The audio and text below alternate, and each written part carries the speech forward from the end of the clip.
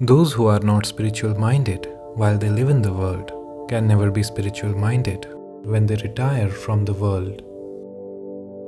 Unless we have sown the seed of spiritual life in our soul, there is no possibility of creating the spiritual instinct in later life. One has to begin as early as possible with one's spiritual life, whatever the worldly minded may say. The cleverness of all such worldly people is just like that of the crow. It thinks itself terribly clever and worldly wise, but eats filth and dirt all the same. Worldly people always tell you that there is plenty of time for you to take up spiritual life. First enjoy your youth, and then, in old age, there will be time enough to do your practice and lead a spiritual life. And then, when you grow old, you find that the old impressions have become so deep that there is no possibility of effacing them.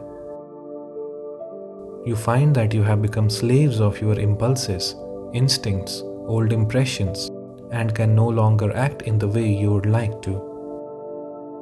You realize that you cannot take up a higher and purer life, neither mentally nor physically. Our ideal in life is to make a beginning of liberation in this very life and to make the best use of the time that is given to us. Sincerely struggle then toward the ideal of life, so long as you have the strength of body and mind. By no means relax your efforts, saying that you will realize the ideal later, or that it will be possible only through the Lord's grace. It is idlers alone that talk in this way. I do not want you to idle away your time. When are you going to do spiritual practices? The best part of life, as I told you, is from the 16th to the 30th year.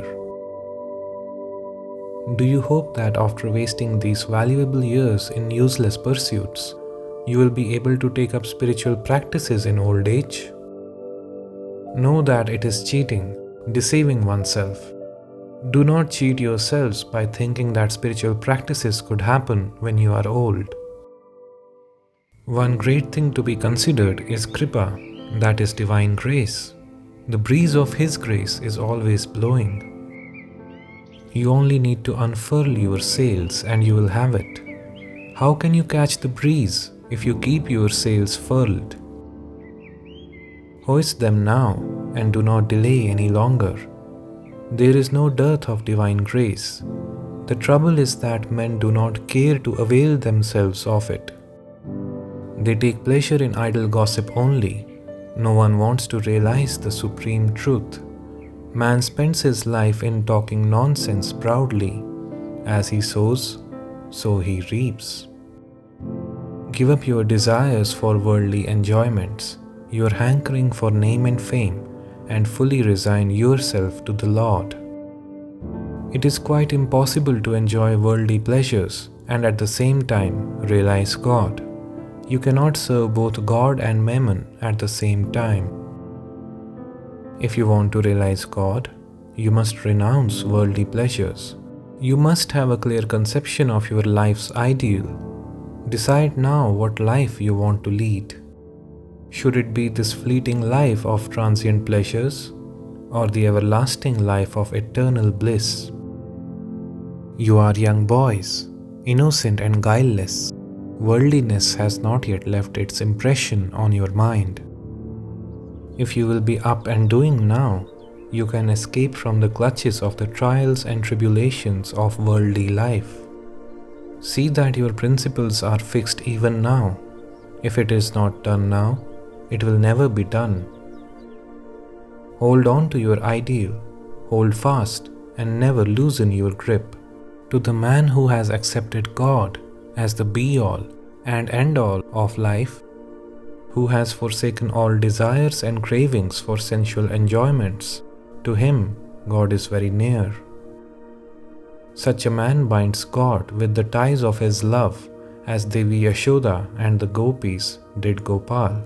They tied Krishna with ties of bhakti. Sri Ramakrishna used to say, He who has denied himself for the sake of God has a strong and undisputed claim on him. As one can endearingly demand anything of one's parents or one's near relations, so a devotee has a right to ask God, "Lord, appear before me. Will you not come? You must come." When a devotee is earnest, God cannot remain unmoved. He hastens to him and takes him on his lap. Oh, how inexpressible that joy, how boundless that bliss. He alone knows it who has had that supreme experience. Compared to it, worldly pleasures, so dear to most people, become insipid and worthless. Whatever the riches you may possess, whatever your chances of living a happy and prosperous life, however wide your circle of friends and well-wishers may be, you will not have real happiness. All these things last for a few moments, or at the most, an hour. They do not last longer. Then comes a reaction of misery. If one is to attain true and eternal happiness, one must aspire after that joy which brings no reaction in its train. Wherein lies that true and eternal happiness? It lies in realizing God. This divine enjoyment alone brings no reaction. All other kinds of enjoyments you can name are followed by reaction. And you must know that wherever there is reaction, there is sorrow and suffering. Never forget the purpose of human life. This life is not given us to while away in eating, drinking, and sleeping like an animal, in idle gossip and such things. When you have been born as a human being, spurn all worldly enjoyments, firmly resolve to realize God and attain infinite bliss. Unless God is realized, real bliss cannot be had, and without real happiness, human life will be spent in vain. You are all young boys with pure minds and noble aspirations. I beg of you, my dear ones, do a little sadhana, and you will see how Shraddha and Bhakti will be roused within you. You will become heirs of immortal bliss. You will be blessed with the vision of your Ishtam, with the vision of God. You will then be blessed to attain the ultimate goal of human life. Many thanks for watching the video. If you are curious to know about God and want to realize God, we recommend you watch this video. If you like our videos, please make sure to hit the like button and subscribe to our channel if you haven't. It will also help us grow and spread this timeless wisdom of Sanatana Dharma to everyone else.